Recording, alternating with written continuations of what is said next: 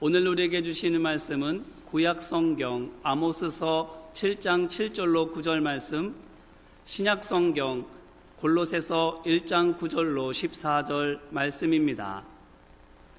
먼저 아모스서의 말씀 제가 봉독하겠습니다. 또 내게 보이신 것이 이러하니라. 다림줄을 가지고 쌓은 담 곁에 주께서 손에 다림줄을 잡고 서 계셨더니 여호와께서 내게 이르시되 아모스야 내가 무엇을 보느냐? 내가 대답하되 다림줄이니이다. 주께서 이르시되 내가 다림줄을 내 백성 이스라엘 가운데 두고 다시는 용서하지 아니하리니 이삭의 산당들이 황폐되며 이스라엘의 성소들이 파괴될 것이라. 내가 일어나 칼로 여로보암의 집을 치리라 하시니라. 아멘. 이어서 골로새서 말씀입니다. 이로써 우리도 듣던 날부터 너희를 위하여 기도하기를 그치지 아니하고 구하노니 너희로 하여금 모든 신령한 지혜와 총명에 하나님의 뜻을 아는 것으로 채우게 하시고 주께 합당하게 행하여 범사에 기쁘시게 하고 모든 선한 일에 열매를 맺게 하시며 하나님을 아는 것에 자라게 하시고 그의 영광의 힘을 따라 모든 능력으로 능하게 하시며 기쁨으로 모든 견딤과 오래 참음에 이르게 하시고 우리로 하여금 빛 가운데서 성도의 기업의 부분을 얻기에 합당하게 하신 아버지께 감사하게 하시기를 원하노라. 그가 우리를 흑암의 권세에서 건져내사 그의 사랑의 아들의 나라로 옮기셨으니 그 아들 안에서 우리가 속량 곧 죄사함을 얻었도다. 아멘. 오늘도 예배에 초대받고 예배에 오신 모든 이들을 주의 이름으로 축복합니다. 초복이 지났으니까 본격적인 여름이 시작이 되어지는데 마른 장마가 돼서 우리 농부들의 마음이 상한 마음이지만 기도해 하나님의 도우심이 함께하기를 바랍니다. 이제 휴가철이 되어졌고 그래도 또 교회에서는 여름 성경학교가 시작이 될 것입니다. 기도해 주시기 바랍니다. 그런데 여러분 이런 말 들어보셨어요? 여름은 더운 맛에 살고 겨울은 추운 맛에 산다. 하나님의 복이 자유라고 했는데 한여름에 더위가 나를 우겨싸지만 하나님이 주시는 자유가 여러분 안에도 있게 되시기를 바랍니다. 우리 모두 옆 사람과 더불어 복된 여름을 위해서 서로 축복하는 시간을 가질 텐데 우리 교회 표가 인사하는 교회니까 뭐 크게 우리 옆 사람 가까운 사람하고 하지 말고 멀리 사람하고 축복합시다. 자, 먼 사람은 인사합시다. 사랑하고 축복합니다.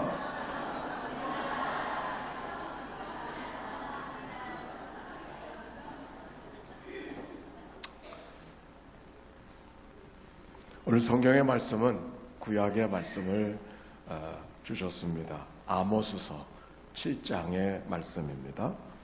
아모스서 7장 우리 7절과 8절 우리가 한번 크게 봉독하십시다. 시작. 또 내게 보이신 것이 이러하니라.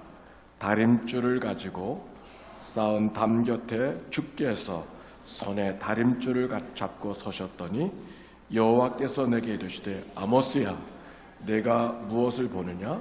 내가 대답하되 다림줄이니이다. 주께서 이르시되 내가 다림줄을 내 백성 이스라엘 가운데 두고 다시는 용서하지 아니하리니. 하나님이 아모스에게 한 환상을 보여주셨는데 뭘 보여주셨어요? 다림줄. 뭘 보여주셨어요? 다림줄이 뭔지 아시죠? 목수에게 필요한 건축 도구죠. 건축을 하려면 실에다가 무거운 금속 줄을 매달아 늘어뜨려서 벽이 똑바로 섰는가 기울어져 있는 것은 아닌가 측정하는 그 도구가 다림줄이죠. 그런데 하나님이 다림줄을 잡고 계시다. 여러분 어떤 마음이 드세요? 질문이에요. 다림줄이 은혜일까 두려움일까? 다시 묻겠어요. 다림줄이 은혜일까 두려움일까? 오늘 성경 물론 말씀 가운데 이스라엘 백성을 향한 심판의 말씀이 들려지잖아요. 이삭의 음란한 종교 산당이 허물어지고 이스라엘의 산당들이 산산조각 날 것이고 여로보암의 왕과 집안이 맞서서 내 칼을 들 것이라. 분명히 말씀은 심판의 말씀이기 때문에 두려움의 말씀이 틀림이 없어요. 그런데 오늘 이 말씀 속에 우리가 알아야 될 것은, 우리가 다림줄 하면 율법, 이걸 생각하게 되어지는데, 하나님이 측량하는 다림줄은 문자로서의 율법이 아니라 율법을 주신 하나님 마음이 다림줄이라고 하는 것. 따라서 합시다. 다림줄은 하나님 마음이다. 율법을, 그것이 다림줄이 아니라 율법을 주신 하나님의 마음이 다림줄이다. 예수님께서 바리새인들을 회칠한 무덤이라고 아주 책망하셨던 말씀을 여러 군데서 발견하게 됩니다. 그런데 아는 대로 바리새인들은 책망받을 만큼 사람들에게 오히려 존경받던 사람이었어요. 하나님의 말씀을 철저하게 지키는 사람이어서 그런 사람들이 없었어요. 얼마나 철저하게 생겼는지, 철저하게 지켰는지. 그런데 예수님이 책망하셨어요. 왜 책망하셨을까요? 말씀대로 살았는데 말씀을 주신 하나님 마음을 잊지 못했어요. 율법대로 11조를 열심히 했는데 11조를 드리는 마음을 갖지 못했어요. 그 마음을 잃어버렸기 때문에 하나님이 그 바리새인을 책망하셨어요. 오늘 이 시간 우리는 아모스서의 다림줄을 이야기하면서 하나님 마음이 어떤 마음일까 한번 생각해 보게 되었어요. 하나님 마음이 잘 표현되어져 있는 말씀이 이사야서 61장에 한번 찾아봅시다. 이사야서 61장 1절의 말씀이에요.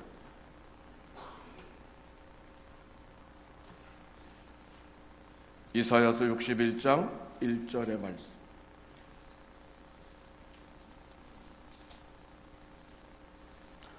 한번 읽어볼까요? 시작. 주 여호와의 영이 내게 내리셨으니 이는 여호와께서 내게 기름을 부으사 가난한 자에게 아름다운 소식을 전하게 하려 하심이라. 나를 보내사 마음이 상한 자를 고치며 포로된 자에게 자유를, 갇힌 자에게 노임을 선포하며. 여기 마음이 상한 자를 고치며 포로된 자를 자유를, 갇힌 자에게 노임을 선포하며, 이 말씀 속에 하나님의 마음이 담겨져 있어요. 그래서 이 말씀이 하나님의 마음인 것은 어디서 알 수가 있게 되느냐? 예수님이 바로 이 말씀을 가지고 첫 복음을 전해요. 나사렛에 가셔서 회당에 들어가셔서 바로 이 말씀을 전해요. 그러니까 예수님께서 이 땅에 오셔서 이 말씀을 첫 복음으로 전하고 있는 것은 하나님 마음이 어디에 있는가를 우리가 알게 되는 거죠. 여기 세 가지 마음이 있어요.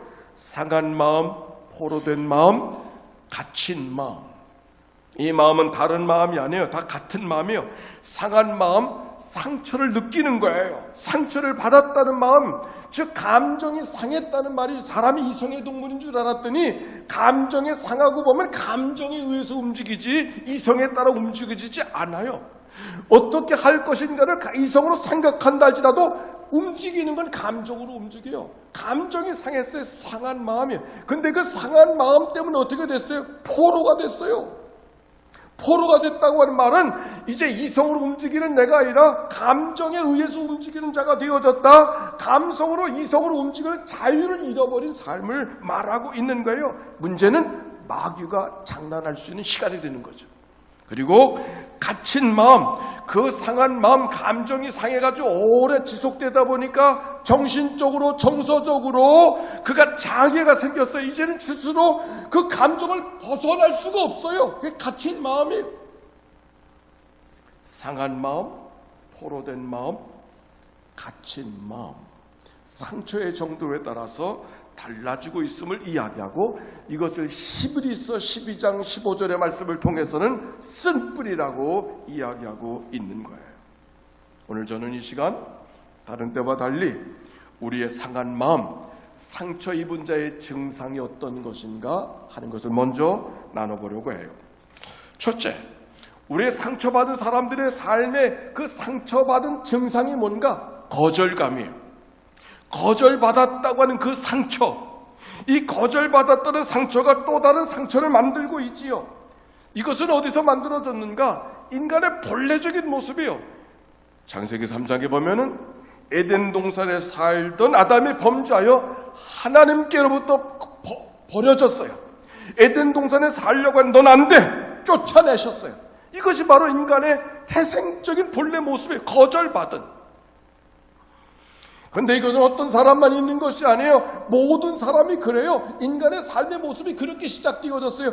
어디서부터 시작되어졌는가? 사람이 생명으로 시작되어져서 어머니의 궁으로부터 빠져나올 때 탯줄이 끊어지잖아요. 거절.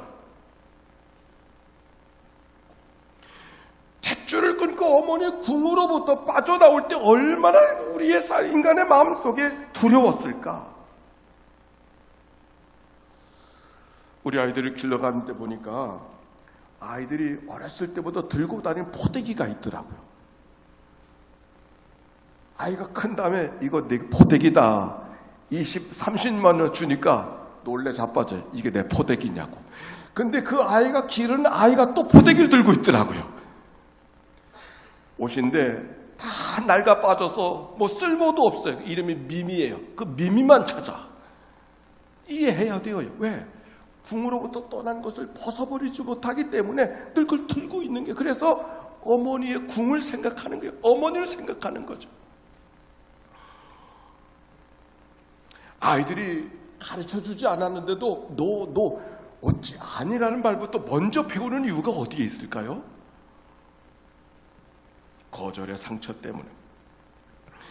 이런 거절감의 상처, 거절받은 상처, 이 상처가 또 다른 상처를 만들고 사람들이 낯선 것에 대해서 관계를 만들지 못하고 상당히 어려워하는, 그 낯선 사람을 만들 때 두려움부터 있는 것은 그 거절 상처받은 마음이 이미 내 가운데 있기 때문에 극복하기 어려워지고 방어적으로 살아갈 수밖에 없는 것이 인간의 모습이죠. 사람들이 어떤 일에 상처를 받습니다. 왜 쉽게 상처를 받는 사람들이 있는데, 상처받은 사람들은 거절의 상처가 자기 안에 크기 때문에 쉽게 작은 말 한마디 속에서도 상처를 받는 것이죠. 어떤 경우는 적대감을 갖고 살아갈 때가 있어. 어떤 사람들 여성운동을 하는 그 페미니스트라 그러죠.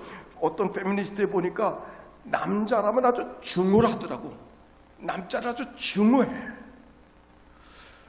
그 어떻게 그렇게 해서 건강한 여성운동이 되겠는가? 오히려 걱정이 될 정도로. 왜 그런 거 봤더니 사람들이 뒤에서 이게 누구한테 상처받아서 그렇다고.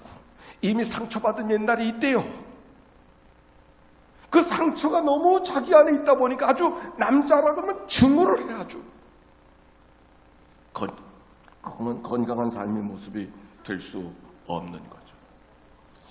두 번째, 이 거절받은 상처가 어떤 증상으로 나타나는가? 결핍의 증서, 늘 굶주린 자의 모습으로 살아가는 듯한 그런 일들의 모습, 필연적으로 주어지는 증상이에요. 뭔가 자기 안에 채워지지 못한 것을 채우려고 애를 쓰는 모습. 사실 인간의 원래 모습은, 에덴 동산에서 인간의 모습은 필요한 모든 것을 누가 주셨어요? 하나님이 다 주셨잖아요. 그래서 하나님이 다 주신 삶을 살고 있었었는데, 에덴을 떠나게 되어지니까 하나님 그릇도 받던 그 루트가 끊어져 버렸어요. 그래서 어떻게 되어졌는가? 남의 것을 빼앗아서 자기 것을 만드는 약육강식이 시작된 거예요. 그 삶의 대표적인 모습이 야곱의 모습이죠. 그저 자기 것으로 만족하지 못해 아버지 것을 빼앗아 가야 되고, 형 것을 빼앗아 가야 되고, 삼촌 것을 빼앗아 자기 것으로 만들려고 하는 그 삶이 야곱의 모습이잖아요. 야곱만이 아니라 이런 삶의 모습이 어떤 건가? 집착이 있는 삶. 생각하는 듯 집착하는 생각이 있고, 일도 집착하게 되고, 사람도 집착하게 되어지고, 게임도 집착해야 되고, 집착하게 되고. 좋게는 그걸 열정이라고 말하지만 집착해. 어떤 생각을 하기 시작하면 아주 고집스럽게 그 생각을 벗어나지 못해요. 아이들의 게임에 한번 들어가면 그 게임을 벗어나지 못해요. 사람과의 관계도 사람을 만나면 사람을 아주 독점하려고 그래요. 집착. 어떤 일을 하게 되면 남에게 인정받지 않으면 견디지를 못해요. 남보다 너 나아야 되고, 빼어나야 되고, 잘나야 되고, 아주 이것이 생각에 너무 뿌리 깊게 있어요. 뭔가 굶주린 듯이 살아가는 그런 모습. 인간의 상처, 거절받은 자의 또 다른 발전된 상처예요. 이것이 지나가면 어떻게까지 되어지는가? 분노하는 것, 화를 쉽게 내어지는 것, 분노의 증상. 굶주린 자의 모습처럼 뭔가 채우려고 자기 안에 모든 것을 빼앗아 자기 것을 채우려고 노력하지만 채우자고 하는 것이 채워지는 것이 원하는 대로 되지 않았을 때, 기대한 대로 되지 않았을 때 나타나는 증상, 분노, 폭발하는 거예요. 가인의 모습이죠. 결국 아벨을 죽이잖아요. 오히려 아벨을 찾는 하나님 앞에 내가 내 아우를 지키는 자니까 아직도 화가 풀리지 않았어요.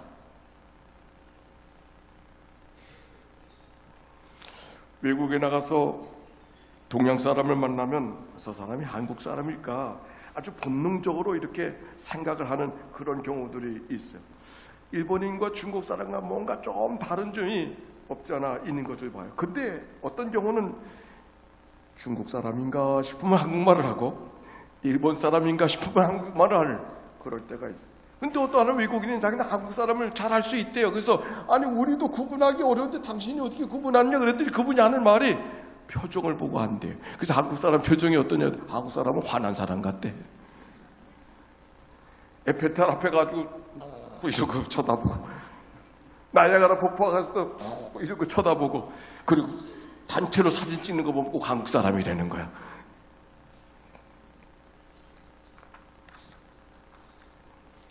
우리들의 사회를 분노 사회라고 말하죠. 뭐 한국만 그렇게 했습니까? 이유 없이 총을 쏘고 이유 없이 윽박지르고 이유 없이 주먹질을 하는 일들은 다 분노한 사회의 모습이고 우리의 상처받은 삶의 증상인 것을 알게 되어지는 것이죠. 좀 기다리면 분노가 달라지는데 기다리지 못해서 우리가 화가 날 때 여러분 어떻게 하십니까? 심호흡을 크게 해보시기 바랍니다. 확실히 효과가 있습니다. 확실히 이렇게. 기다리면 분노가 힘을 잃어버리는데 기다리지 못하고 쏟아내니까 감당할 수 없는 일들이 생겨버리고 주워 담을 수 없는 말들이 터져버리는 일들이 되는 거죠. 그리고 그 다음에 상처난 증상이 네 번째. 거절, 결핍, 분노, 그 다음에 두려움, 우울감, 슬픔. 거절감이 슬픔으로 우울함으로 나타나게 되어져서 불안감, 두려움으로 나타나게 되어지는 일들을 보게 되어집니다. 하나님의 사명을 띠고 나갔던 요나가 돌아와서 회개를 선포하고 니느웨가 돌아오게 되어졌었을 때 그들을 사랑한 하나님의 마음은 알았지만 기분 나빠하는 요나의 모습을 성경 속에 읽어갈 수가 있죠. 그래서 박농쿨을 통해서 하나님이 뭘 말씀하시는가를 그에게 들려줬지만 이해는 되어졌지만 감정이 아직 삭혀지지 않았던 요나, 그가 뭐라고 말하는지 압니까? 날 죽여주십시오. 죽게 놔두십시오. 그렇게 말하고 있습니다. 일어나지도 않은 일에 대해서 두려움을 느끼고 마음의 불안감을 감출 수가 없었어. 그 우울한 감정을 견디지 못하는 이 요나의 모습을 보게 되는 거죠. 우리가 현대인들이 많은 일들 가운데 우울한 감정, 슬픔의 감정, 불안의 감정, 두려움의 감정이 사람들의 마음을 얽매이고 옥죄고 해서 그의 삶을 제대로 살아갈 수 없는, 하나님의 선물은 자유인데 자유한 자의 삶을 살아내지 못하는 일들이 얼마나 많이 있는지 모르겠어요. 우리 청년들을 가리켜 삼포 세대라고 이야기하는데 연애도 출산도 결혼도 포기하는 그들의 모습, 그들 가운데 5포, 7포 세대라고 말해요. 그 마지막 7포가 뭔가 그랬더니 미래에 대한 희망을 잃어버리는 거. 정말 그들의 삶을 이해해보면 참 기가 막혀. 왜냐하면 열심히 공부해서 우리들의 세대와는 비교될 수 스펙이 더 좋은데 써먹을 만한 공부가 하나도 없는 거야. 쓸모없는 공부를 했다고 하는 것이 그들을 퍽 우울하게 할 거라고 생각되어져.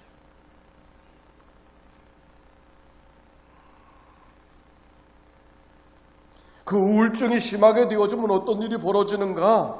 스스로 목숨을 끊는 자살의 현상이 나타나는 거죠. 한국이 세계에서 자살률이 제일 높다고 하는 거 알고 계시죠? 그런데 세계에서 2등보다 2배나 많대요. 얼마나 자살률이 많은지. 제가 생명회전의 이사로서 역할을 했기 때문에 좀 통계를 보니까 1년 동안 16,000명이 세상을 떠나니까 여러분 1년 동안 자살로 한 사단이 없어지는 거예요. 남자들 이 말이 무슨 말인지 알 거예요. 자살로 한 사단이 없어져요. 얼마나 자살이 팽배하고 많은 세상인지 모르겠어요. 여러분 얼마 전에 세상을 떠났던 전모라고 하는 배우, 아니 그분이 자살할 사람입니까? 얼마나 뽐낼 일이 많은 사람이에요. 그런데 갔어요. 이해할 수도 없고 설명할 수도 없지만 그게 인간의 모습이에요. 종교적으로 신앙적으로 이런 일이 벌어지면 어떤 일이 벌어지는가? 우상숭배를 해요. 우상숭배. 점 보러 다녀야 되고 날 보러 다녀야 되고 신천지에 빠지는 이단에 빠지는 사람들, 바로 이런 사람들이 가는 거예요. 정상적인 사고를 하는 사람이 들어가는 것이 아니라 이렇게 우울증에 빠져서 의욕을 잃어버리고 살다가 뭔가 하나에 통해 가지고서 빠져버리는 일들이 우리들의 주변에 얼마나 많이 있는지 모르겠어요. 거절감, 결핍감, 분노, 우울증, 불안감, 두려움. 그런데 이런 것 때문에 만들어진 또 다른 현상이 있어요. 그게 뭔가? 낮은 자존감, 열등감. 이것을 다른 말로 말하면 우리가 신앙적으로는 죄책감으로부터 벗어나지 못하는 것. 꿈과 희망을 잃어버리고 매사의 삶의 자신감을 잃어버리고 말았어요.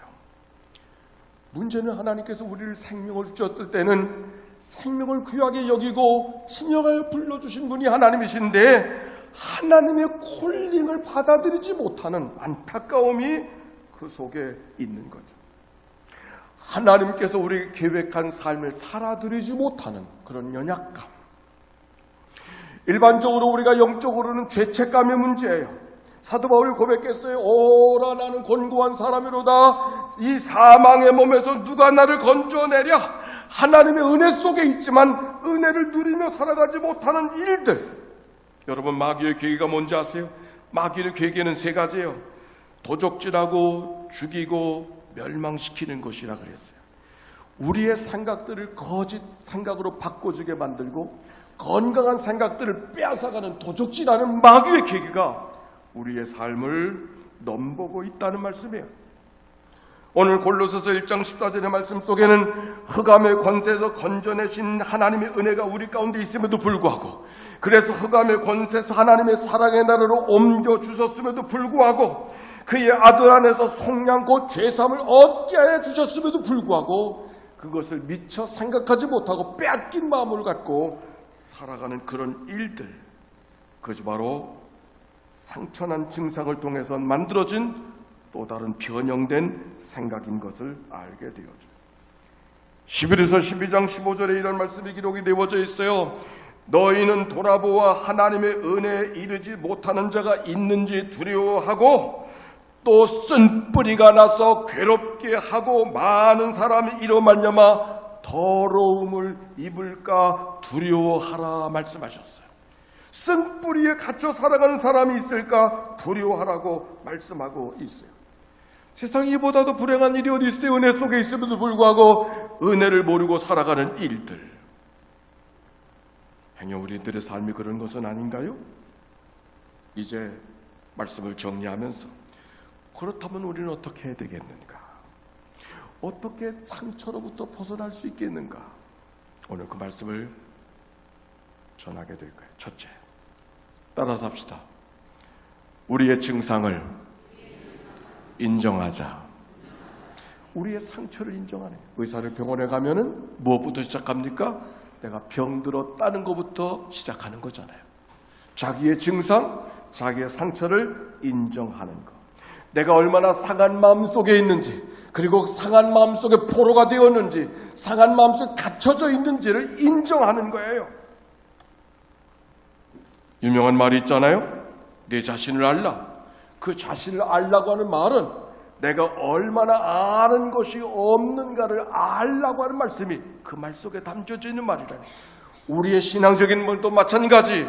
우리가 주님 앞에 나갈 때 우리가 얼마나 연약한 존재인가, 얼마나 약한 존재인가, 우리가 얼마나 할 수 없는 죄인인가를 인정하는 거, 거기부터 시작하는 거예요. 예수님이 이 땅에 오셔서 뭐부터 시작하셔서 회개하라, 천국이 가까웠다. 왜 그렇게 시작했어요? 내가 죄인인 것을 알아야만 구원의 역사가 시작되어질 수 있음을 주님이 이야기하고 있는 것이죠. 내가 상처받은 백성이고 내 감정이 상한 존재인 것을 인정하는 것. 우리가 살아가면서 이런 말을 겁없이 하신 분이 계십니까? 난 별로 상처받은 게 없어. 여러분, 우리 가운데 이미 상처받은 존재인 것을 인정하는 것, 거기부터 출발하는 거예요. 두 번째, 따라서 합시다. 주님을 의지하고 그 앞에 나아가는 것. 첫째는 상처를 인정하고 내가 병의 증상 속에 있음을 인정하는 것이고, 두 번째는 주님을 의지하고 그 앞에 나아가는 거예요. 시편 62편 8절의 말씀이 이런 말씀이 기록이 되어져 있어요. 따라서 합시다. 백성들아, 시시로 그를 의지하고 그의 앞에 마음을 토하라. 무엇을 토하라? 마음을 토하라. 그의 앞에 마음을 토하라. 그러면 하나님은 우리의 피난처가 되실 것이라고 말씀하고요. 토한다. 그냥 고하는 것이 아니에요. 알리는 것이 아니에요. 쏟아내는 거예요. 바닥까지 드러내는 거예요. 이 말씀을 준비하면서 다윗이라는 사람을 제게 소개해 주고 있었어요. 다윗이 사울에게 쫓겨다니면서 나중에 사울을 눈앞에서 죽일 수 있음에도 불구하고 죽이지 않고 풀어주잖아요. 어떻게 그렇게 다윗이 사울 앞에서도 그 원수 같은 사울을 여유를 보여줄 수 있었을까? 이 말씀 때문에. 시편 읽어가다 보면 다윗이 쓴 시들이 많이 있는데 그 시는 점잖은 고백이 아니었어요. 어떤 것은 저주하는 복수 기도를 해요.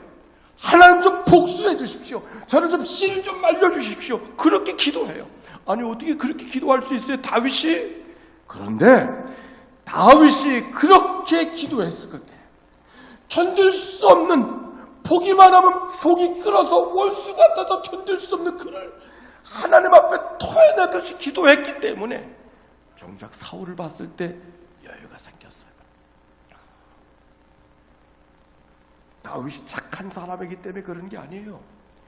토해내던 기도가 다윗에게 삶에 있었기 때문에 사울, 원수 같은 사울을 그를 바라보고 편안할 수 있었다고 하는 이야기인 것입니다. 어떤 어둠이라도 빛 가운데서 이길 어둠이 없는 줄로 믿습니다. 어떤 상처라도 드러내기만 하면 치료되지 못할 상처가 없어요. 드러내는 게 중요한 거예요. 우리의 어둠, 우리의 상처, 우리의 증상 치료받기를 원한다면 드러내는 거예요. 내가 이런 상처가 있습니다. 내가 이런 아픔이 있습니다. 내게 이런 어둠이 있습니다. 내게 이런 문제가 있습니다. 토해내듯이 하나님을 의지하고 드러냈을 때 하나님이 비로소 우리의 전지전능하신 하나님이 아니라, 무소부지하신 하나님이 아니라, 내 아버지 하나님이 아니라 내 인생의 피난처가 되어 주신다. 시편 62편 8절의 말씀이 말하고 있어요. 그리고 세 번째, 따라서 합시다. 주님의 마음으로 문제를 덮어라. 우리를 향한 주님의 마음이 어떤 마음일까요? 사랑의 마음. 아무리 큰 문제라도 하나님이 사랑해주지 못하고 덮어주지 못할 문제가 없다는 것을 인정하는, 어떤 화라도 복으로 만들어줄 수 있는 분이 주님이라고. 그리고 그것을 받아들이는 거예요. 받아들이는 게 뭔가? 믿음이에요. 그게 믿음이에요. 믿고 싶은 것을 믿는 것이 아니라 하나님의 손 안에서 다루지 못할 문제가 있음을 기억하고 어떤 경우도 하나님이 나를 사랑해 주신다는 것을 받아들이는 것, 그게 믿음이에요. 내 힘으로 되지 않고 내 생각대로 살아갈 수 없어서 바라보기만 하면 감정이 돋아서 견딜 수가 없지만 그래도 하나님은 하실 수 있으십니다. 하나님은 하실 수 있으십니다. 받아들이는, 그게 믿음이에요. 여름이 되면 수영을 합니다. 여러분, 수영 못하는 분은 이게 이해를 못할 거야. 수영을 하는 분들 힘쓴다고 수영이 되는 거예요? 노력한다고 수영이 되는 거예요?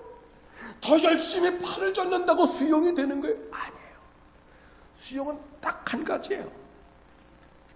물에다가 자기를 맡겨서 그 시작하는 거예요. 맡길 때죠. 50%, 80%, 90%도 안에 100% 맡겨야 비로소 수용이 돼요. 그렇죠? 믿음도 마찬가지. 하나님 앞에 전적으로 난 할 수 없어요. 난 어떻게 할 수 없어요. 난 견딜 수가 없어요. 그러나 하나님은 하실 수 있어요. 맡겨드리는, 그게 믿음.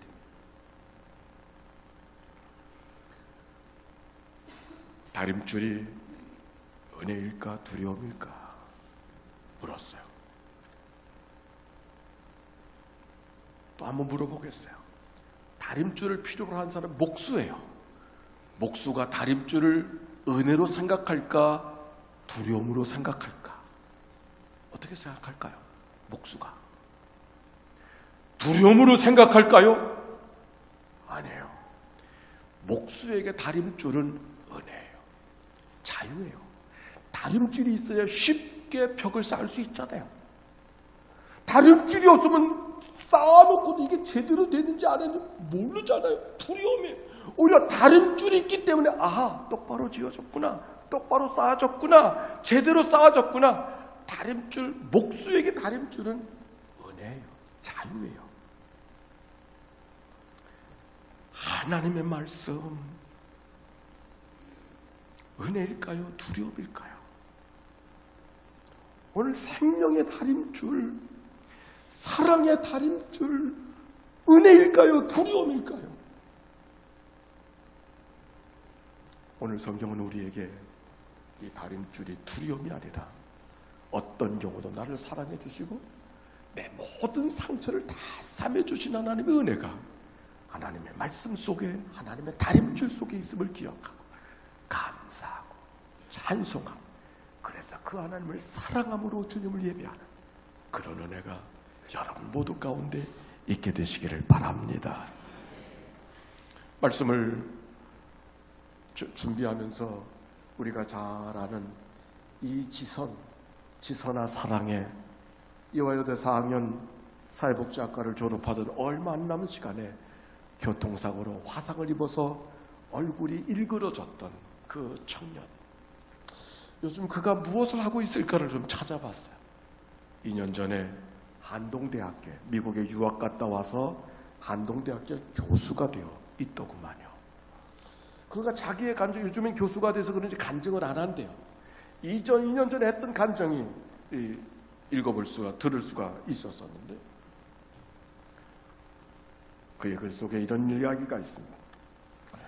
정말로 꿈만 왔던 내가 화상을 입어서 살아난 것은 감사하지만 살아난 게 감사한 것이 아니라 일그러진 자기 모습을 바라보면서 가졌던 생각. 옥상에 가서 뛰어내릴까? 교회로 가서 하나님 앞에 매달릴까? 그때 조용히 들려진 하나님의 거역할 수 없는 음성. 지선아, 너는 여전히 내 사랑하는 딸이다. 지선아, 여전히 너는 내 사랑하는 딸이다. 세상을 향하여 빛을 비춰라. 또렷한 하나님의 음성 앞에 무릎을 꿇고 마음을 내려놓고 기도하기 시작했다는 지선이의 이야기. 그리고 많이 힘들고 어려웠지만 아직 끝이 아니고 아직도 무엇인지 모르지만 내게 희망이 있다고 하는 하나님의 음성이 그때마다 들려진 그 말씀이 오늘의 나를 만들어가게 했다고 하는 지선이의 간증이 담겨 있었습니다.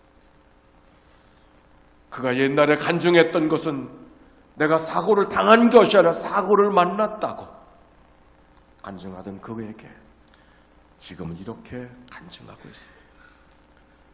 사고를 당한 것이 아니라 사고를 만났다고 이야기했던 그가 이제는 사고와 헤어진 삶을 살고 있다고.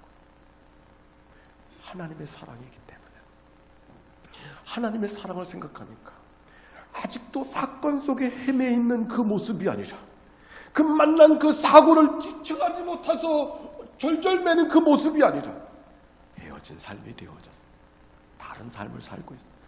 오늘 하나님이 베풀어 주신 행복한 삶을 살아내느라 지나간 날들의 상처를 생각할 겨를도 없이 오늘을 살아가고 있음을 그가 이야기하고 있는 거죠. 새로운 계절, 두려움의 계절이 아니라 사랑의 은총의 다림줄이 오늘도 나와 여러분을 깊게 드리고 있음을 기억하고 어떤 경우도 나를 사랑하시고 어떤 경우도 나를 자유케 하신 하나님의 은총 안에 붙들려 살아가는 날마다의 삶이 되시기를 바랍니다. 하나님의 세상입니다. 그 하나님이 나를 사랑하십니다. 그 하나님께서 오늘도 나를 붙들어 주십니다. 이 믿음의 고백, 성령께서 오늘도 진리 가운데 우리의 삶을 인도해 주셔서 자유케 하신 하나님의 은총이 오늘도 가득한 이 여름의 계절, 그리고 이 하나님의 교회가 되어지시기를 주의 이름으로 축복합니다. 찬송하면서 주님 앞에 나아갑시다.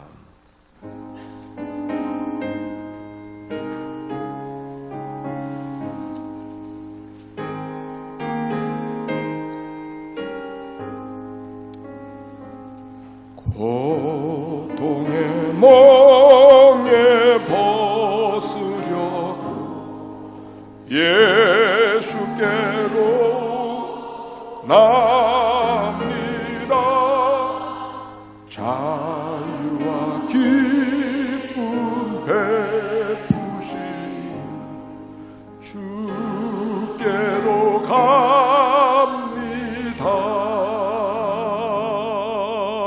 병든 내 몸이 튼튼하고 진구 삶이 구해지며 죄악을 벗어버리려 주께로 갑니다.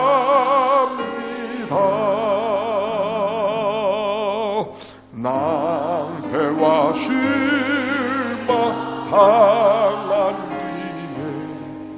뒤에 예수께로 나갑니다. 십자가 은혜 받으려 주께로 갑니다.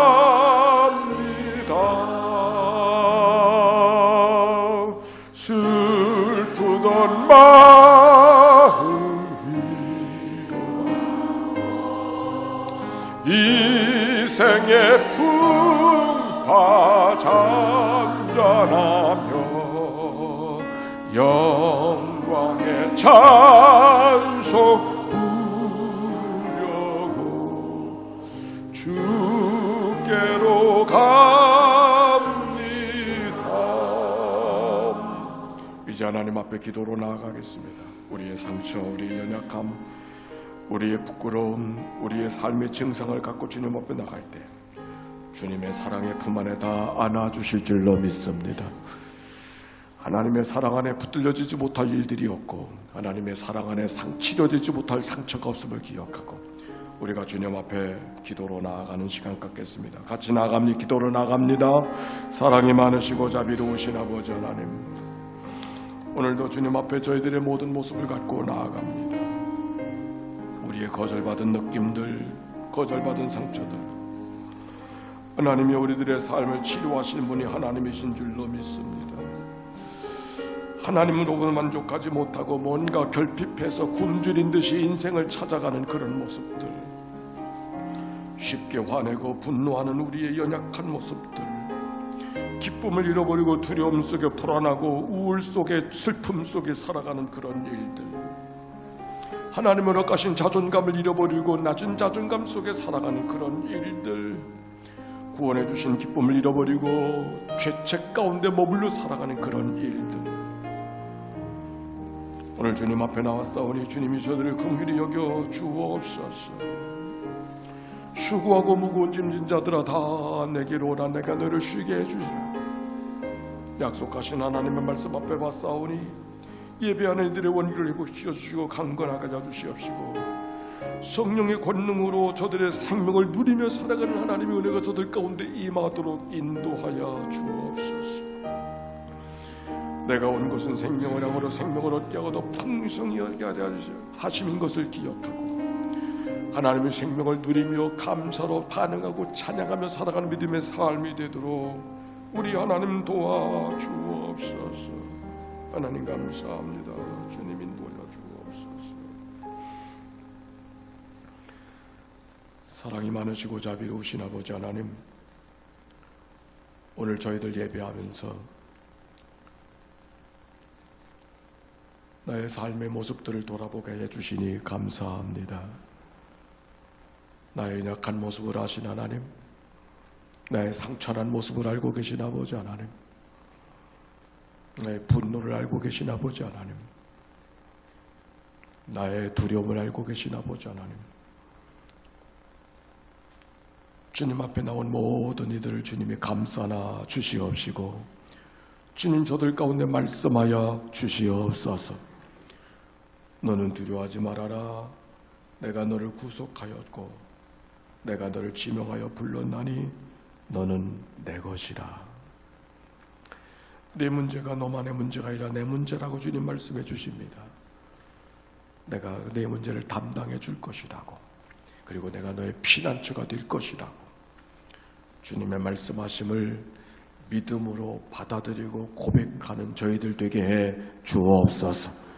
그래서 우리의 염려와 걱정과 우울함과 슬픔들이 감사와 찬송과 기쁨과 노래가 되도록 축복하여 주옵소서. 병상에서 이 아침을 맞이하는 이 시간을 맞이하는 식구들을 찾아가 만나 주옵소서. 그들의 환부환출을 어루만져 주시옵시고 그들을 돌보는 의사와 간병인들 간호사들에게 은혜를 나누어 주소서. 능히 주님의 손길을 대신하게 하여 주옵소서.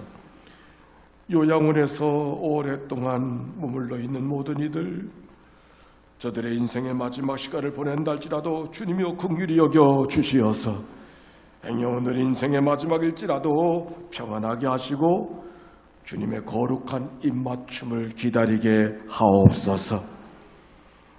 젊은이들을 축복하여 주옵소서. 하나님을 아는 것을 최고의 지혜로 알게 하시고 그들의 꿈과 소망을 주님께서 견고하게 해 주시옵시고 직장도 허락하여 주시옵시고 또한 가정도 이룰 수 있도록 축복해 주옵소서. 기업에 하는 사람들에게 믿음을 주사 하나님의 경영을 경험하게 해 주시옵시고 특별한 소원을 갖고 있는 가정마다 하나님이 도우시는 은혜를 아름답게 열매 맺도록 축복하여 주시옵소서. 우리 구주 예수님의 이름으로 기도하옵나이다. 아멘.